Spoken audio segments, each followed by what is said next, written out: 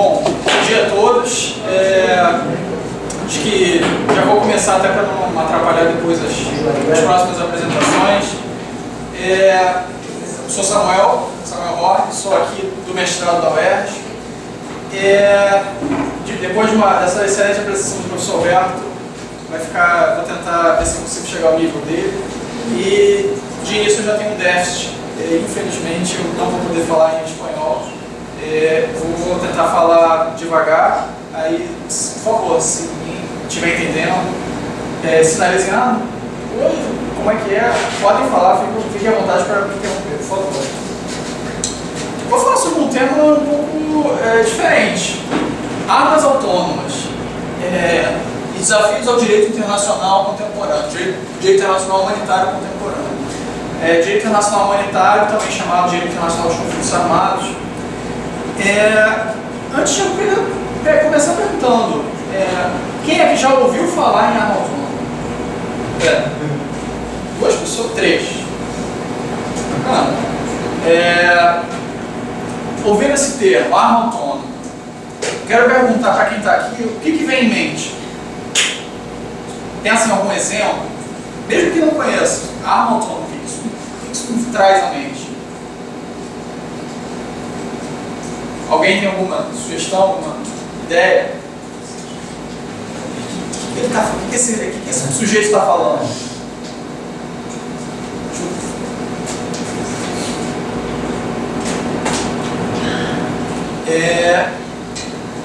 Alguém dos alunos argentinos já ouviu falar em SALA? S-A-L-A? Também não. Então, aqui eu trouxe 4 termos que aparecem em notícias de jornal, em alguns textos quando tratam de armas autônomas. Por que eu perguntei do SALA? Isso eu descobri até recentemente, na verdade. Como é muito referido justamente em textos em espanhol, porque significa, aí desculpa se eu ofender na minha pronúncia aqui, mas são sistemas de armas letais autônomas.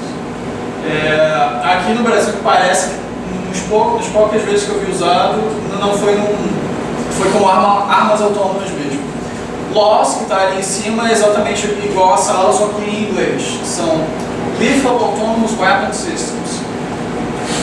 Killer Robots foi uma expressão, um pouco mais usada por quem é muito crítico a isso. Daqui a pouco, para quem ainda não sabe, daqui a pouco eu vou te explicar o que é isso. Que é basicamente, robôs que matam.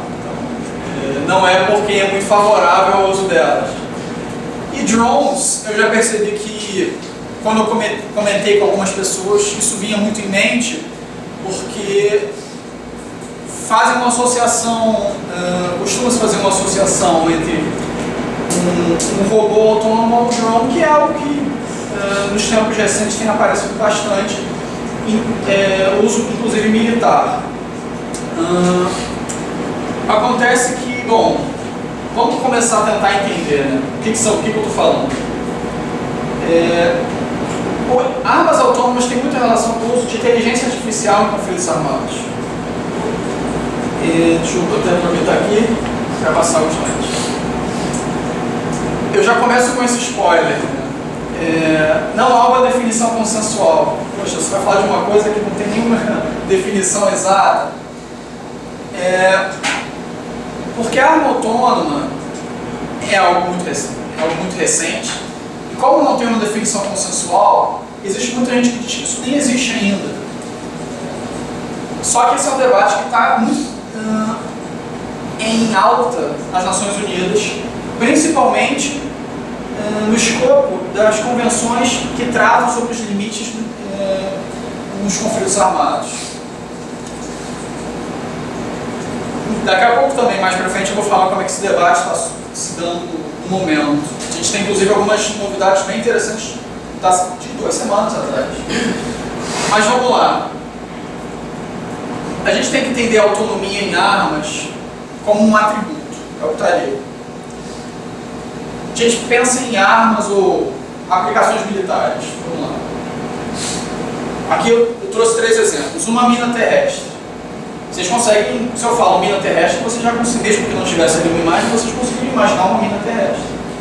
Tem um míssil também, um drone, uma aeronave não tripulada usada pelos Estados Unidos, ali no caso do Predator, que é um dos mais famosos.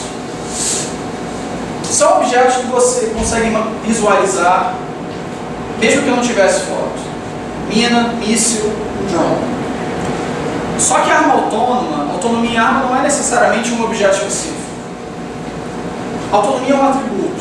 Então, todos esses 3 exemplos, eles podem ser ou não armas autônomas. Nesses casos aqui não são.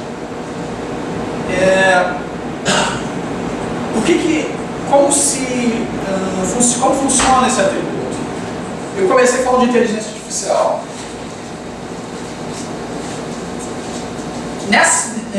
Nessas armas, você tem o uso de algoritmos para executar um certo plano.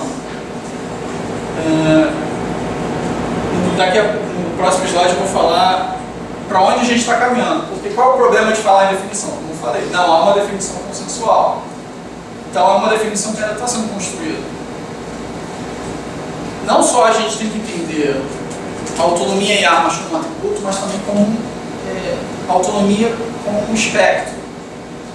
Infelizmente não dá para ser, como a gente gostaria, tão binário nesse sentido. Não dá para falar, aqui está a autonomia e aqui não está. Vão existir sistemas de armas mais sofisticados, vão ter outros menos. Tem algumas expressões que acabam aparecendo também nesse debate. Automatizado, automático, autônomo. Também existe um debate que a gente deve tomar cuidado com o uso dessas expressões, às vezes não dizerem tanto como poderiam. Afinal, quando a gente pensa em automático, também automático pode significar muitas coisas. Só que eu estou falando no caso de direito internacional humanitário. Ao mesmo tempo que a gente não pode ter uma visão binária sobre o que significa autonomia, a experiência em relação às outras armas, a outros tratados humanitários, diz que se algo é muito aberto, a tendência não é muito boa, porque vai ter muito espaço de manobra e também para descumprimento do intento original, que era o máximo possível tornar as guerras mais humanizadas. Então, é uma certa tensão. Por mais que a gente não possa falar a partir de onde começa a autonomia, no direito internacional humanitário, o mais perto possível que a gente puder alcançar de parâmetros claros, isso tem que ocorrer. Um exemplo que me vem em mente, a questão do mercenarismo. A definição que tem em tratados humanitários é uma definição pouco precisa. E isso acaba justamente abrindo muitas brechas. Nesse século XXI, nessas últimas décadas, não sei se vocês acompanharam, ouviram falar, por exemplo, do emprego de empresas privadas de segurança na guerra do Iraque. Muitos classificam isso como mercenarismo no século XXI. Só que, infelizmente, de fato, as previsões convencionais do que configura um mercenário ou criam muitas especificidades que, no caso concreto, vão acabar não se revelando, ou oferecem os termos em aberto que, quando realmente são empregados, como eu falei, abrem muita margem de manobra. Então, infelizmente, de fato, no caso do mercenarismo, abriu-se uma porteira, vamos dizer assim, para o desvio do intento original. Por isso que esse é um cuidado que é importante e tem que se ter cuidado, né, desse debate que está acontecendo nas Nações Unidas.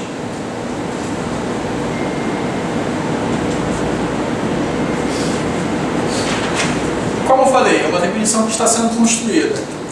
Só que tem alguns atributos que começam a aparecer nesses debates que estão ocorrendo. Pela doutrina, então, isso já é muito difícil você ler um texto sobre armas autônomas, um texto jurídico, que não mencione isso que eu vou falar agora. Mas pode ser que daqui a 2, 3 anos, ou daqui a alguns meses, novas características apareçam para complementar essa definição. O que são funções críticas? A compreensão de que autonomia no contexto de conflitos armados, a gente está falando de um sistema de armas que é capaz, por si só, com base nos algoritmos dele inseridos, identificar e, vamos dizer assim, decidir por engajar um alvo, atirar. É como se, por exemplo, no outro slide tinha um drone. O drone identifica um alvo, não é alguém que está controlando o drone, ele identifica o alvo e o próprio drone atira. Isso parece ficção científica, mas isso não está tão distante. E aí eu trago a questão do humans and the loop. Isso não é, essas expressões não são originárias do direito internacional e nem mesmo acho que do direito.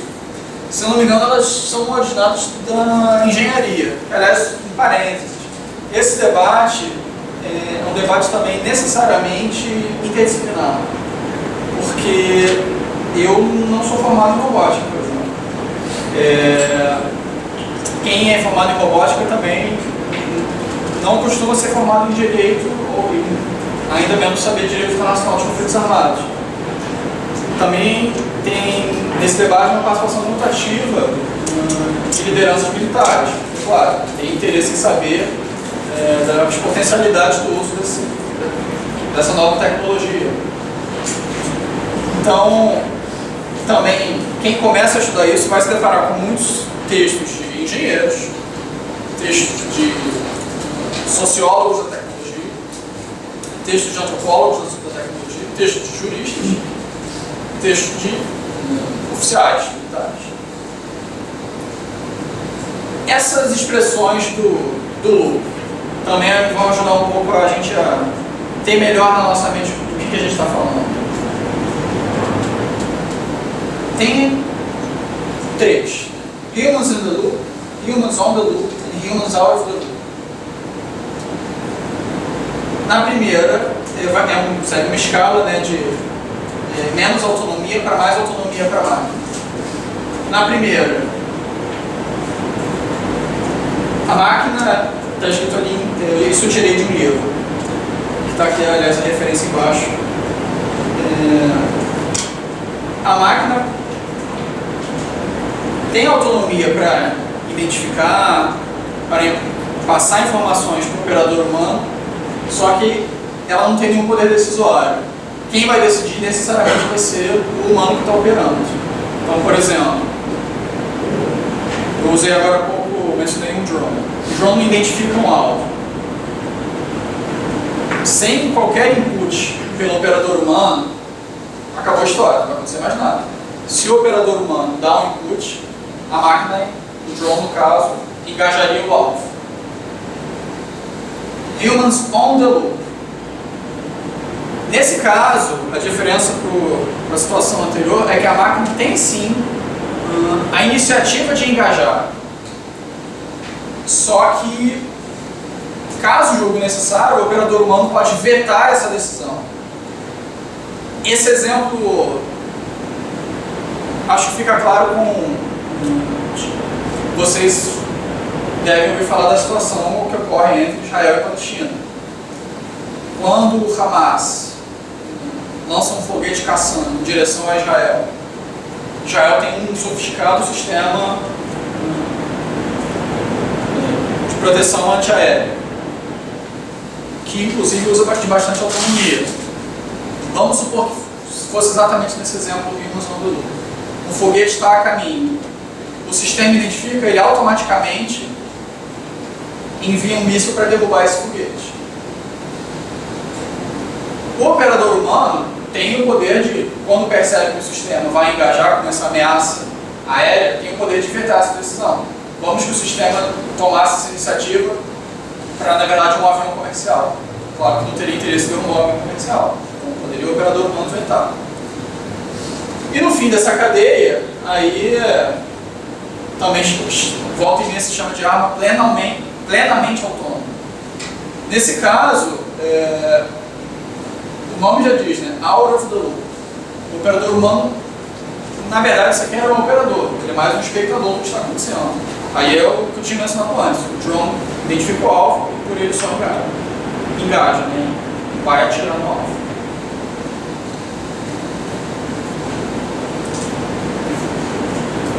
Bom, eu mencionei antes que sequer era uma definição consensual. Por isso, não é incomum você até hoje encontrar muitos textos dizendo que isso é uma ameaça no futuro. Bom, como eu falei, eu já começo ali botando, é uma controvérsia. Pela definição que se está construindo, isso é a minha opinião e também de alguns autores. Já existem sim algumas, e estão se desenvolvendo outras. Aqui eu trouxe só um exemplo. Eu tinha falado de Israel, justamente isso aqui é um exemplo israelense, que são as loitering munition, munição loitering. Significa algo, a tradução é literalmente algo que se demora, que fica esperando o tempo passar, entre aspas.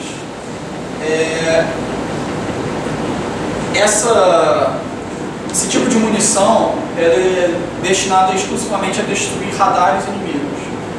Como é que ela funciona?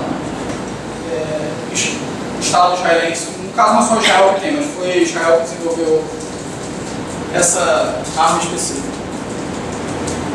O Estado israelense, vou usar aqui como exemplo, identifica algum local que haja radares inimigos e ele lança essa munição loitering, no caso aqui o Harol, que é de Israel.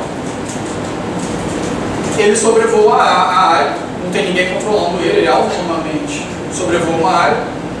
Se ele identifica um radar, ele, entre aspas, decide atacar e não há ninguém que possa vetar essa decisão. Pela definição que está sendo construída no momento, isso não é algo que eu tirei da cartola. Mais de um autor identifica esse tipo de munição como uma arma autônoma. Me parece que é o caso, me parece que é um exemplo. Bom, vantagens. Isso aqui também estou trazendo que principalmente líderes militares afirmam que ficaram muito empolgados com essa nova tecnologia. Bom, as armas autônomas não vão ter as limitações que nós temos. A gente fica cansado. A gente tem certeza, a gente fica receoso. Então, um sistema de armas que não tem esses atributos poderia ser melhor. É o que alguns, enfim, sim, alguns se manifestaram, somente como eu falei, líderes militares. Menos mortes de combatentes, que se não é mais um soldado no campo de batalha, não é uma vida que está sendo perdida. Tem algumas frases que se encontra no sentido de se a gente passar a empregar isso como regra, não vamos mais precisar entregar enfim, uma medalha para os cônjuges dos falecidos em guerra. Outra vantagem que se coloca: maior precisão e confiabilidade na identificação e engajamento de alvos. Também, com o uso da tecnologia, as armas autônomas têm maior precisão que o olho humano. Capacidade de responder a ameaças mais rapidamente. O exemplo que eu usei dos foguetes em Israel. Um ataque de inúmeros foguetes pode deixar o operador humano confuso. A mente humana vai ter dificuldade de responder a tantas ameaças ao mesmo tempo. O problema é que a tecnologia, no caso da inteligência artificial, não teria. E claro, a capacidade de atuar em ambientes mais de difícil acesso aos humanos. Pouca visibilidade, armas autônomas com sensores não vão ter problema de respirar, por exemplo, de entrar em algum lugar que haja muita fumaça. Se for resistente a fogo, pode também trafegar dentro de um incêndio, criminógeno, enfim.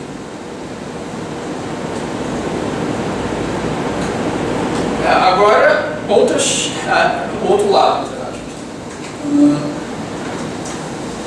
são algumas perguntas que não precisa nem estudar esse tema para ver a mente. Né?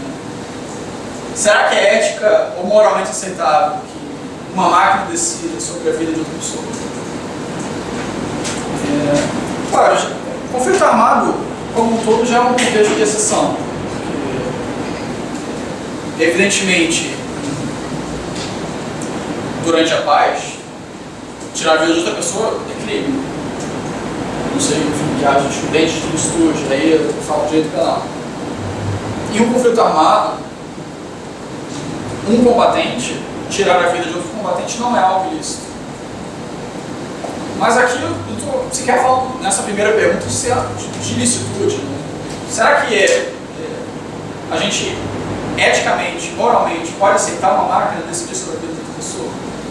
Decidir, de novo, cuidado, eu vou falar isso daqui a máquina não decide, né? Isso, no caso, usando dos algoritmos neurocientíficos, mas eu não sei como se sentir diante disso.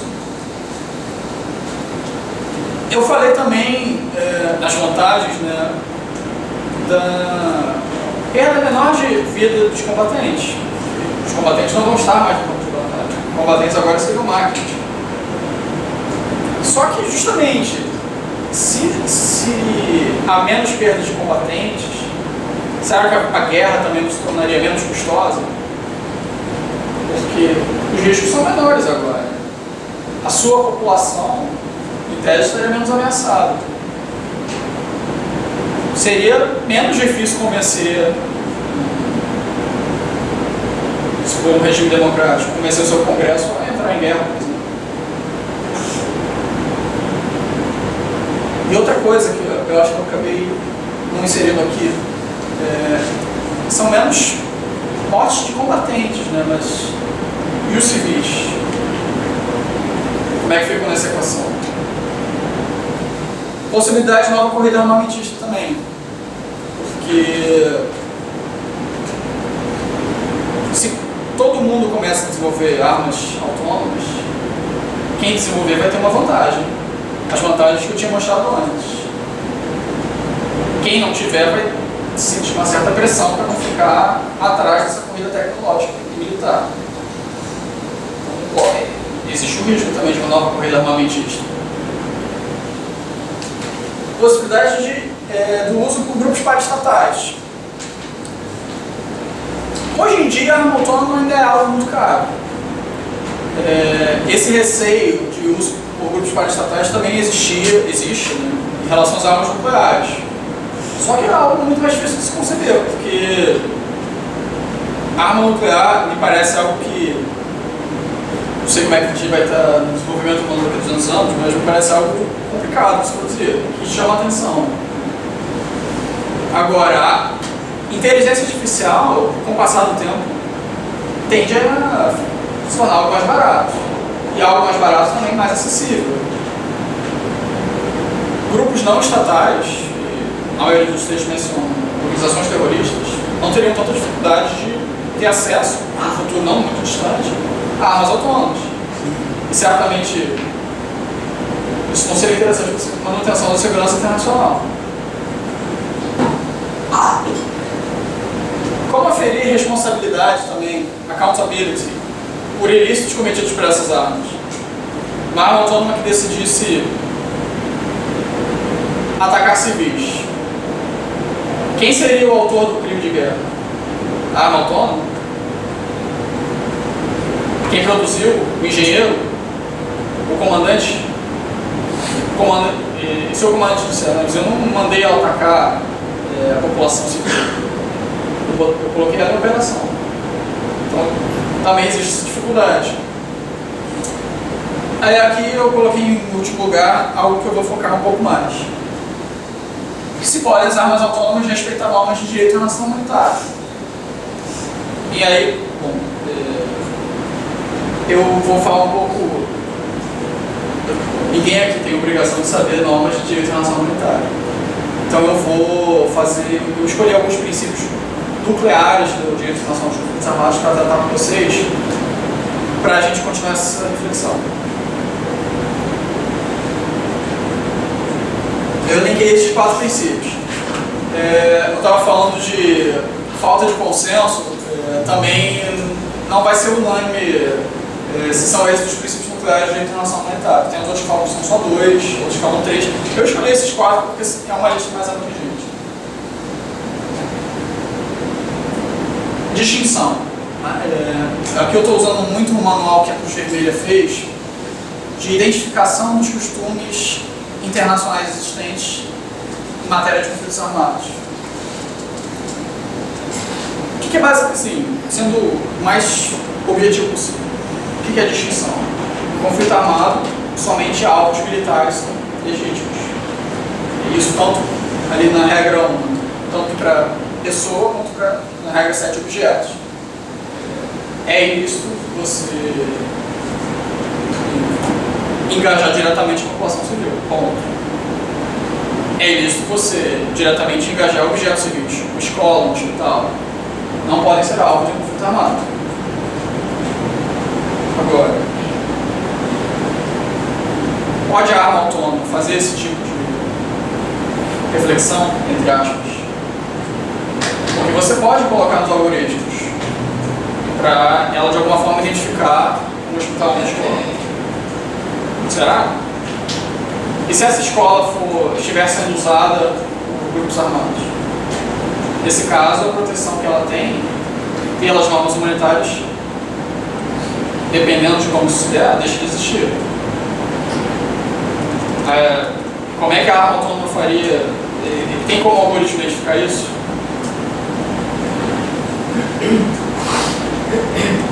Necessidade militar. Aqui eu acho que é o único caso que eu não trouxe uma regra desse manual que a Cruz Vermelha elaborou. É meio como uma via de mão dupla.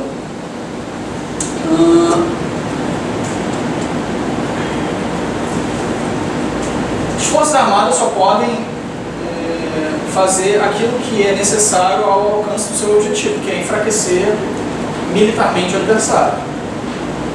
Então, nos tratados humanitários existe uma série de previsões de que, como se abrisse uma via de exceção no caso de necessidade militar. Em alguns casos a proteção se torna menos robusta em razão da necessidade militar. Só que necessidade militar, eu coloquei ali embaixo, diferente de Reis resumo. Isso era uma doutrina muito usada por oficiais prussianos na época do século XIX, que em alguns casos já é a variação do século XX, de que a necessidade militar justifica o abandono de qualquer norma humanitária. Não, isso não é o caso.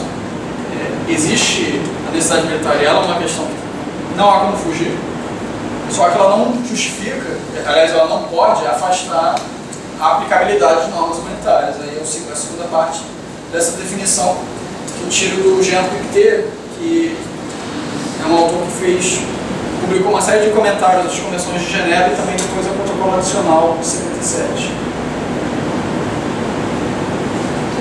Sofrimento desnecessário. Infelizmente, a guerra, os conflitos armados têm algumas realidades muito duras. Então, hoje, por mais que a gente tem que sempre, claro, lutar pela paz, quando há um conflito armado, não há como fugir que combatentes vão morrer. Só que existe esse princípio humanitário que, tudo bem, alvos militares durante o conflito armado são legítimos, mas isso não significa que você deve torturá-los, ou que você deve fazê-los sofrer. Esse princípio justifica, por exemplo, a existência de uso de algumas armas que não oferecem um ganho militar objetivo acabam mais servindo somente para realmente torturar o adversário. Então, o uso de gases químicos, o uso de armas que cegam permanentemente alguém. Não há uma vantagem militar que se tira disso. Pelo contrário, você só está realmente torturando o inimigo.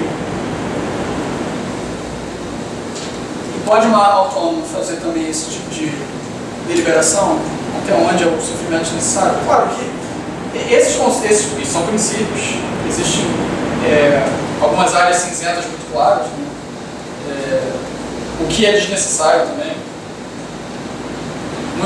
Quando você lê textos de líderes militares, eles tentam restringir isso o máximo possível. Quando a gente checa textos de autores que mais preocupados com o direito internacional humanitário, esse princípio é mais alargado. Proporcionalidade. Aqui também mais um ponto onde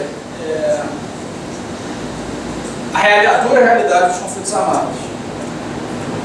O engajamento direto da população civil é algo ilícito. Isso eu falei pelo princípio da distinção. Só que o direito internacional humanitário reconhece que, infelizmente, excepcionalmente, durante conflitos armados, e aliás, atualmente, menos excepcionalmente do que deveria, civis vão morrer. Eles não podem ser alvos diretos, mas um alvo militar direto que mate um civil, isso por si só, infelizmente, não é ilícito. Direito internacional humanitário. Só que tem que ter a questão da proporcionalidade. Atirar em um soldado inimigo, que é um alvo militar legítimo, e por consequência matar 50 pessoas civis, obviamente é algo desproporcional. E é algo ilícito do direito internacional humanitário. Só que a proporcionalidade também não é, como eu falei mais cedo, do escopo, né, do espectro da autonomia. Proporcionalidade não é algo quantificado, porque senão seria fácil a inteligência artificial fazer um tipo de deliberação, por exemplo, identifico uma taxa de 25% dos civis, então não vou fazer a frase. Só que proporcionalidade não é algo quantificado.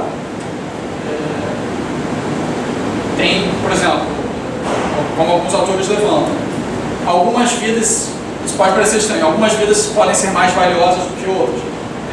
A morte de 50 adultos equivale à morte de 50 crianças. Então, tem uma série de variáveis não quantificáveis e não passíveis de serem realmente tornadas objetivas. Que, será que as armas autônomas conseguem fazer? Vão conseguir lidar bem com esse tipo de cálculo?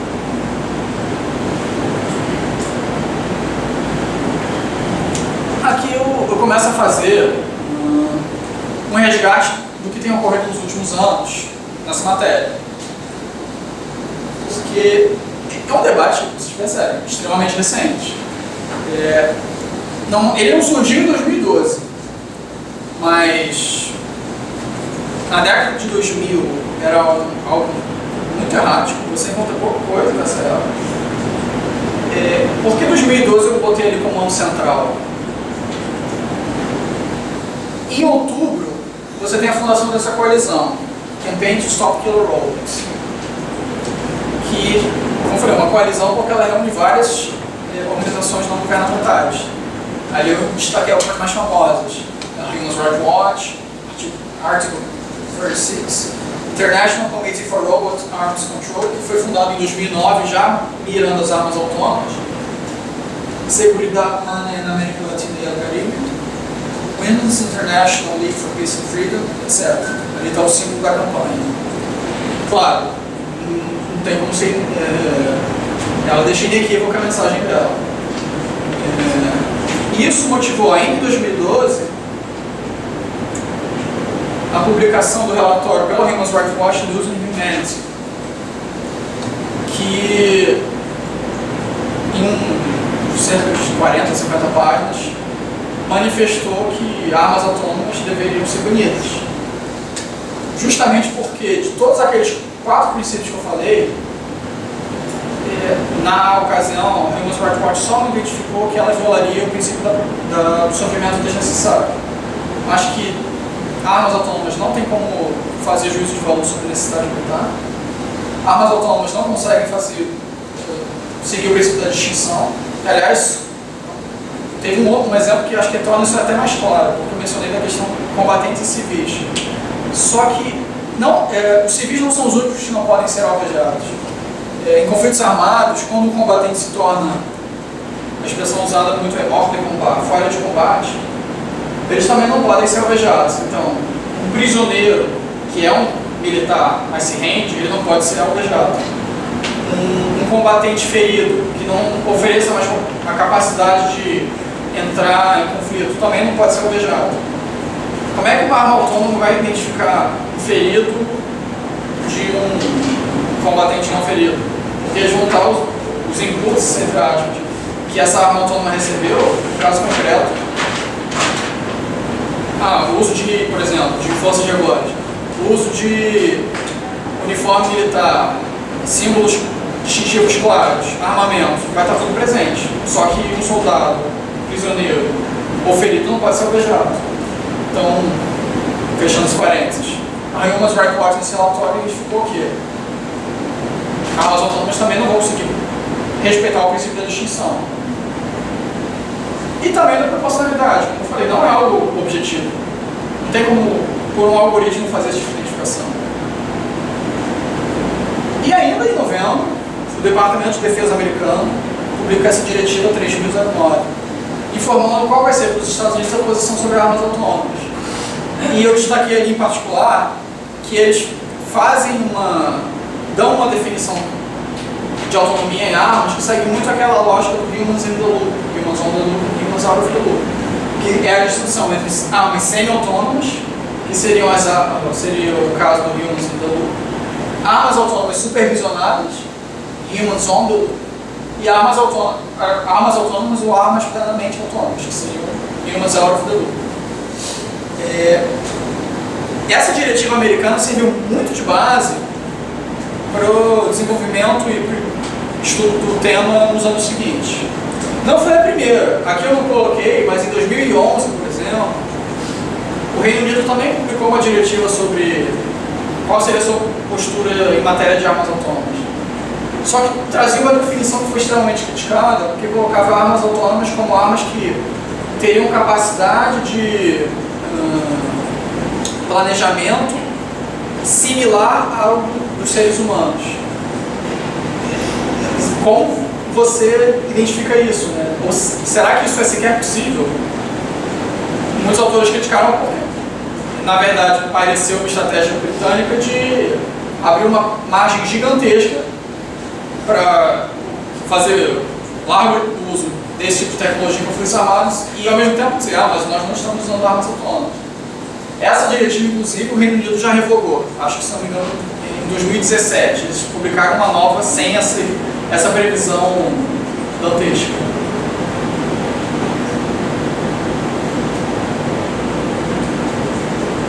Em 2012, depois desses acontecimentos, foi que realmente motivou o debate nos anos seguintes. A partir de 2013, em 2013, na verdade, começando, no âmbito da Convenção da ONU sobre Armas Convencionais, das reuniões das altas partes contratantes, foi aprovado que começaria a se debater o tema das armas autônomas nesse foro. Aqui eu fiz só uma pequena introdução para saber do que se trata dessa convenção. A convenção por si só, ela basicamente se destina a impedir tanto o uso de táticas quanto de armas que violem sofrimento desnecessário e sejam inerentemente não sejam capazes de seguir o princípio da distinção. A convenção por si só não proíbe nenhuma arma específica, isso são os protocolos. Até hoje são 5. Aliás, nem necessariamente proíbe, mas faz muitas restrições ao seu uso. Protocolo 1 trata de fragmentos não detectáveis. Protocolo 2, de minas, armadilhas e outros dispositivos. Protocolo 3, armas incendiárias. Protocolo 4, laser cegante. Protocolo 5, fragmentos de explosivos. Aí eu coloquei uma pergunta. Se futuramente for aprovado um protocolo sobre armas autônomas, hipoteticamente seria o protocolo 6. E aqui eu comecei já falando. Em 2013 foi feita essa determinação no encontro das altas partes contratantes, definindo um mandato. Anualmente seria realizado um encontro informal, no primeiro momento de especialistas, sobre armas autônomas. Nesses moldes foram realizadas 3 reuniões, 2014, 2015 e 2016. Aqui, bom, participação de especialistas de diversas áreas, aquilo que eu tinha falado antes, né, não há como fugir. Necessariamente é um debate interdisciplinar. Então, nesse debate no campo das Nações Unidas, líderes militares, juristas, não só da área de direito internacional humanitário, mas também da área de direitos humanos, de outras áreas de direito internacional, engenheiros também, claro, sociólogos, antropólogos. E foram debates iniciais, infelizmente, muito... Claro, é um tema novo, né? Então necessariamente vai acabar sendo um pouco difícil encontrar um norte.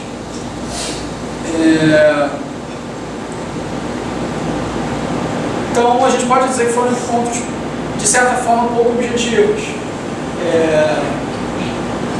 Só que, de qualquer forma, nesses 3 anos, consciência acerca do tema foi construída. A cada 5 anos, as altas partes contratantes da Convenção contra certas armas convencionais, que trouxe antes, realizam uma grande conferência de revisão. Em 2016 foi a última. Ela determinou a realização agora de reuniões não mais informais, um pouco mais formalizadas, já seguindo também o rito que seguem as reuniões das altas partes contratantes da Convenção. E, bom, isso foi decidido em 2016, a gente teve essa reunião em 2017 e outra agora em 2018, que basicamente acabou de acabar. O último dia da última reunião foi dia 31 de agosto, essa discussão. E em 2018, a gente começou a dar alguns passos mais efetivos, concretos, rumo a algum documento futuro. Porque em todas essas reuniões não foram aprovadas declarações, não foram muito menos esboços de protocolo. Debate recente, ainda em 2018, não há uma definição consensual. Ainda em 2018, há muita gente dizendo que isso é uma ameaça futura, não presente. Então, ainda é um caminho a ser perseguido, mas quando eu estava até preparando o material do curso, que eu vi essas decisões que eu vou mostrar agora, nessa última reunião até que foi algo muito fortuito.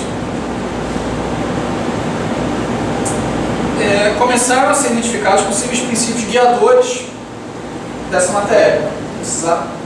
Como lidar com as armas autônomas. No caso foram 10. Aqui eu trago 6, nos outros lives 4. A aplicabilidade do direito internacional humanitário às armas autônomas.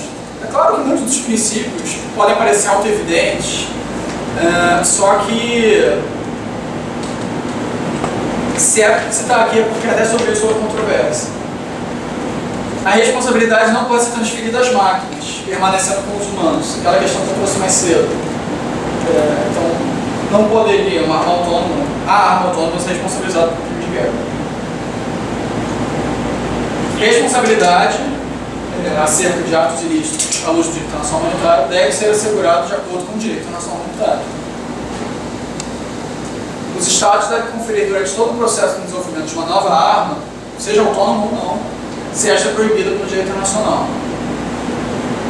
O risco de aquisição de armas autônomas por grupos terroristas deve sempre ser levado em consideração durante o desenvolvimento de uma nova arma. Então, se durante o desenvolvimento se perceber que, de certa forma, ela é muito acessível, isso tem que ser levado em consideração. Também deve sempre se proceder com consideração dos riscos e medidas de mitigação.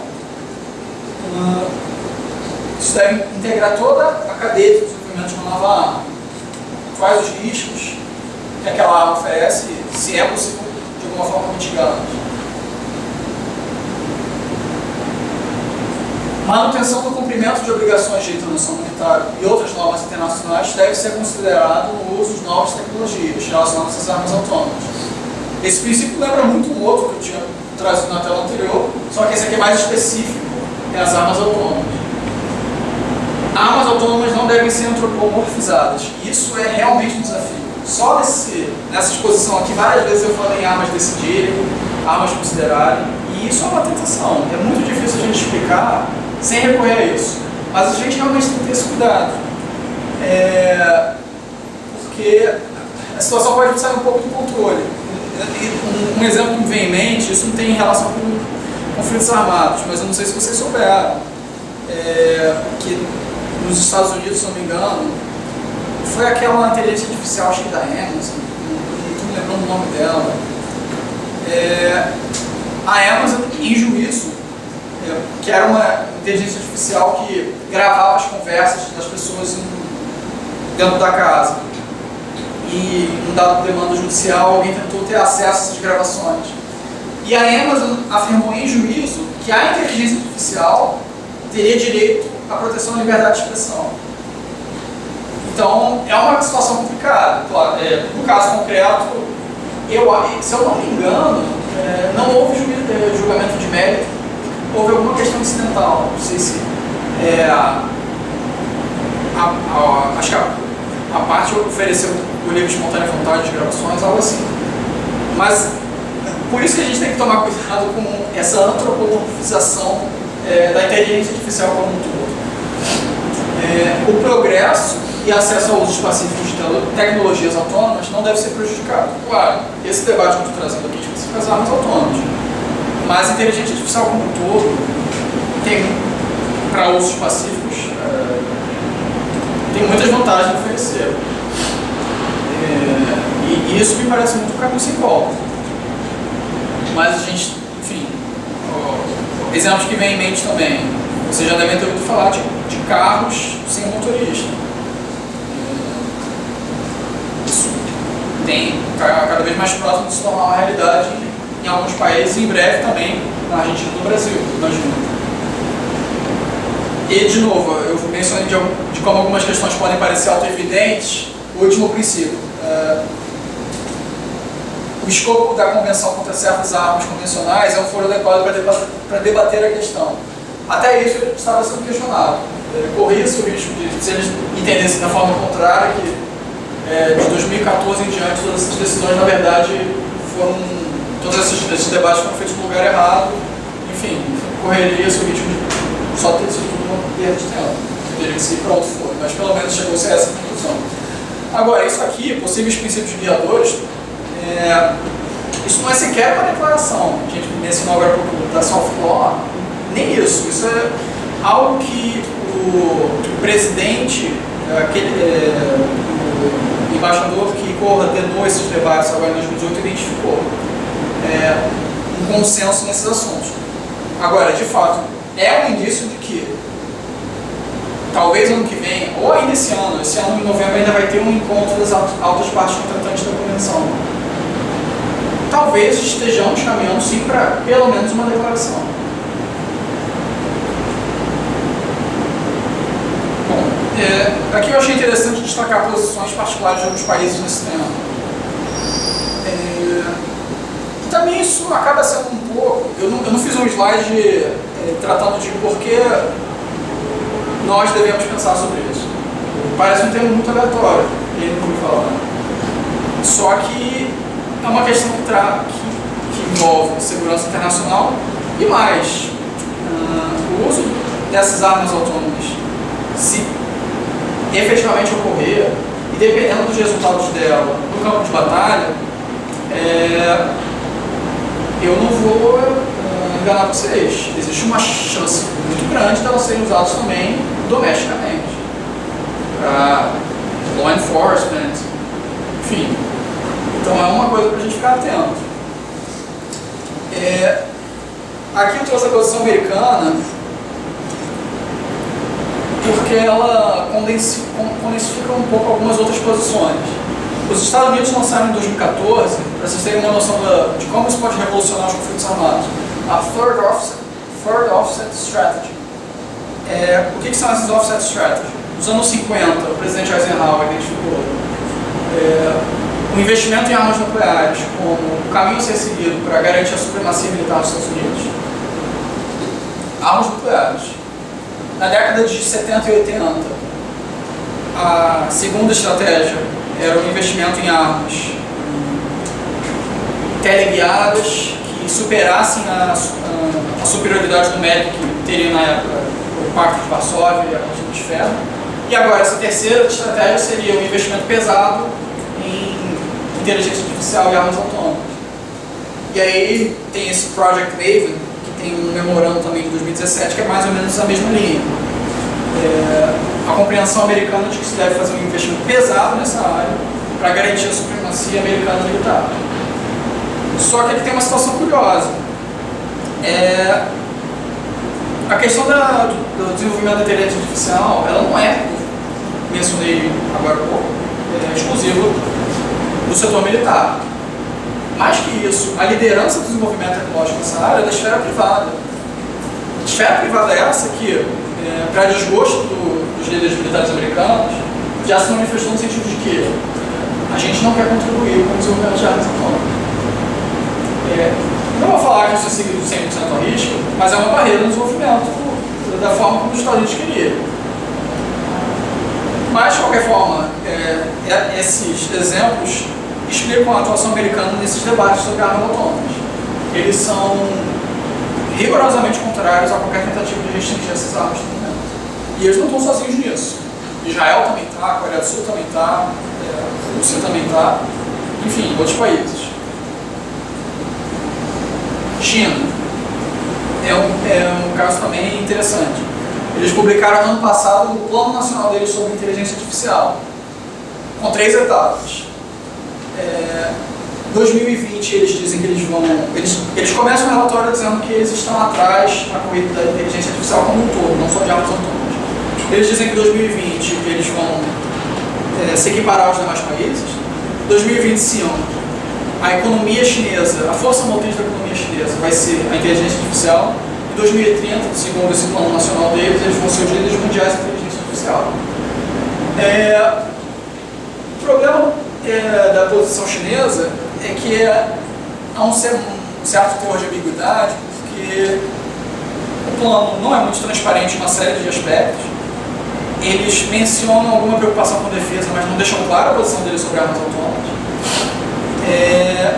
E no contexto do debate sobre o que está ocorrendo nas Nações Unidas, eles adotaram realmente uma posição ambígua no sentido de dizer que eles são a favor do banimento de armas autônomas. Só que, quando aquelas organizações não governamentais entram em contato com as representações chinesas, elas falam, nós estamos a favor do banimento do uso, mas achamos que não deve ser banido a produção e o desenvolvimento. Que é estranho. Como é que você não é a favor que se use, mas você quer desenvolvê-los? Então, enfim, dá uma posição muito clara, mas o Plano Nacional deles de Desenvolvimento de Inteligência Artificial deixa claro que eles querem ocupar uma posição de liderança nesse campo como um todo. Aqui eu trago a posição francesa, mas um pouco também englobando a posição da maioria dos países da Europa, que já demonstra um relatório nesse plano, eles falam a preocupação da manutenção do que eles chamam de valores europeus. É dizer que eles são favoráveis ao uso da inteligência artificial como um todo, só que com certa ponderação, os direitos fundamentais não podem ser ameaçados. Só que no campo das armas autônomas, eles não são os entusiastas que são, por exemplo, os americanos, mas também não querem se manifestar pelo banimento. Eles são a favor de, aí sim, aprovação de declarações políticas, definição de good practices na área de armas autônomas, eles atuam com certa cautela. Aí aqui, claro, eu tive que trazer a posição, afinal de contas, da Argentina. Não sei se, como eu perguntei no início, quem conhecia o tema da sala, né? Os sistemas de armas letais autônomos, então achei interessante também trazer aqui a posição argentina do tema. Aqui são 2 manifestações de 2016. Essa primeira manifestação foi antes daquela conferência de revisão que eu mencionei, e já há uma manifestação clara de que a diplomacia argentina acredita que os princípios sobre proporcionalidade e distinção se encontram comprometidos nessa matéria. E em dezembro, na conferência, a Argentina adotou uma posição bem clara, se manifestou pelo banimento das armas não convencionais. E aqui eu trago a relação dos países que se manifestaram pelo banimento. Bom, essa lista eu tirei justamente daquela campanha pelo banimento, a campanha contra os Guerreiros. Vocês percebem que a América Latina como um todo tem uma posição extremamente forte contra isso. Por que eu destaco que foi a campanha que fez essa relação? Né? Eles colocaram a China. Bom, como eu falei, a China tem essa questão ambígua. E também ali, essa relação é um pouco injusta com os países africanos, porque a África, em bloco, se manifestou pelo banimento das armas autônomas. Só que como a coalizão não conseguiu essa manifestação individual de outros países, eles só colocaram nessa relação a lista dos países que individualmente se manifestaram. Bom, nessa matéria, Brasil e Argentina, vocês podem ver, andam lado a lado. Bom, gente, agora eu queria só fazer um epílogo e uma história interessante, não sei se vocês já ouviram falar dessa situação, de Stanislav Petrov. Ele, em 1983, era um oficial soviético responsável pela identificação de possíveis ataques nucleares à União Soviética. E ele, em 83, o radar que estava assim, operando, identificou que 5 mísseis nucleares estavam a caminho da União Soviética. Isso não é uma parábola, isso aconteceu. O protocolo determinava que ele deveria comunicar às autoridades soviéticas e responderam. E 5 mísseis nucleares em direção ao seu país, a resposta teria que ser responder também nuclearmente. Só que o que o Stanislav Petrov fez? Ele achou muito estranho que, na época de passagem, 3 semanas antes, a União Soviética havia derrubado um avião comercial sul-coreano. Havia uma escalada na retórica do Ronald Reagan contra a União Soviética, então era uma primeira extensão. E aí aparecem essas 5 armas nucleares em direção à União Soviética. Ele considerou que não seria possível que, se os Estados Unidos quisessem proceder com o primeiro ataque surpresa, seriam somente 5 ogivas nucleares. Um ataque muito maior. Então ele, desrespeitando o protocolo que era previsto, ele optou por não informar as autoridades superiores e não responder, apostando que aquilo deveria ser um erro. E acabou sendo que, de fato, foi um erro radar. Que ele, na verdade, identificou o brilho da luz solar refletindo nas nuvens e, por algum erro de programação, identificou que aquilo, na verdade, se tratava de 5 ogivas nucleares a caminho da União Soviética. Por que eu trouxe esse exemplo? Porque essa deliberação que ele fez não seria feita por uma arma autônoma. Se fosse uma arma autônoma responsável pela proteção da União Soviética contra mísseis nucleares, talvez a gente nem estivesse aqui. Enfim, gente, é isso.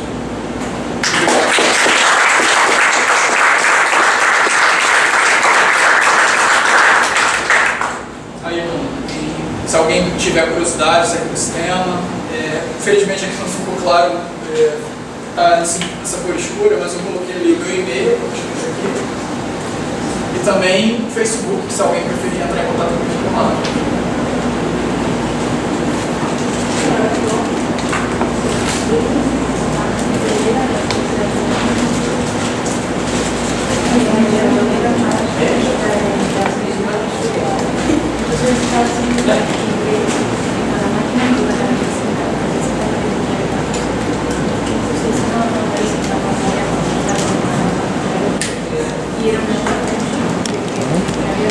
Feito? Bom, só alguém quer fazer alguma pergunta? Eu tinha 2 perguntas. A gente tem uma controvérsia clara com relação à atribuição de responsabilidade, caso estejam envolvidas armas autônomas de uma forma.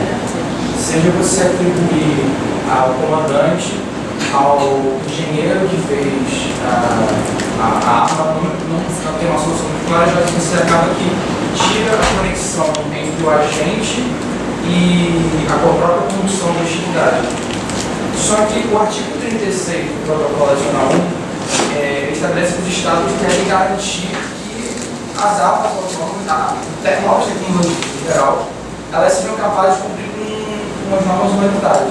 Você não poderia extrair daí a responsabilidade do Estado a partir do momento que, se ele põe uma arma autônoma em campo, ele tem que ter certeza que aquela arma é individualizável, ela pode cumprir com. Ela não vai, por exemplo, atacar civis, ou atacar desproporcionalmente, ou combater fora do combate.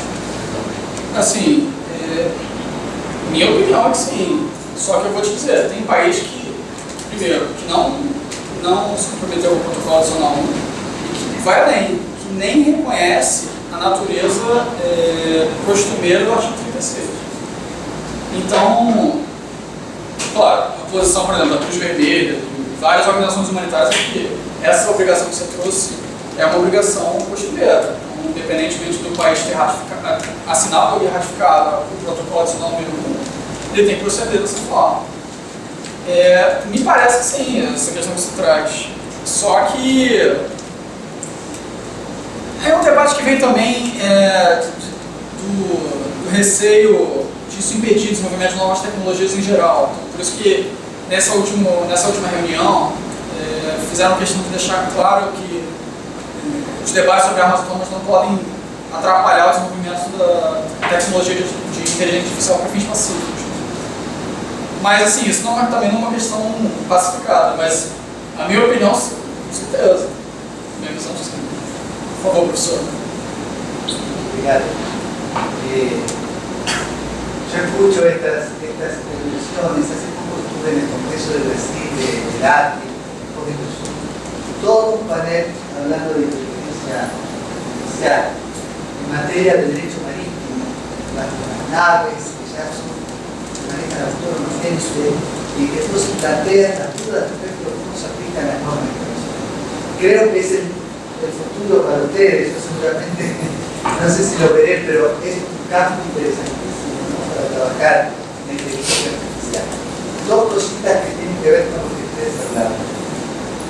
Primero, me parece que no hay que confundir el plano de la responsabilidad internacional del Estado, del plano internacional de la responsabilidad individual por los crímenes. Lo que vos manifestás es la posibilidad de atribuir la responsabilidad criminal directa al Estado que no está previsto por el derecho internacional. No hubo ningún caso, ni siquiera el gobierno del Estado nazi que haya sido criminal penalmente. Sí puede haber responsabilidad civil del Estado por el cumplimiento de la norma de derecho comunitario. O sea que habría que ver primero los dos campos de la responsabilidad. En este caso las dudas se generan en el plano de la responsabilidad internacional del individuo por no cumplimiento de las normas de guerra, crímenes de guerra, etc. En mi opinión, pensando en el Estatuto de Roma, el artículo 7 y otros del artículo de Roma, del Estatuto que prevé los tipos penales, el tipo penal se configura con la planificación, con lo cual, perfectamente, los altos mandos militares que forman parte de la planificación quedarían calificados. En todo caso, es muy difícil que se lleve a la Corte Penal Internacional un caso donde estén involucrados altos militares norteamericanos, pero creo que estaría dentro del tipo penal porque está dentro de la planificación del delito de genocidio, por lo cual no habría nada que Não, só acrescentando ainda, o professor mencionou a existência da responsabilidade criminal do Estado. Realmente isso é muito distante, porque o projeto dos artigos da Comissão de Direito Internacional sobre a responsabilidade do Estado, o projeto anterior, se eu não me engano, do Roberto A, trazia a previsão, não lembro se era ipsis literis, crime de Estado, mas eu sei que no último projeto, que é o de 2001, essa responsabilidade penal do Estado já não está nessa inserida. La Convención de Genocidio del 48 prevé. eficaz de aplicar a Ah, sim, perfeito. Certo? Vou trabalhar os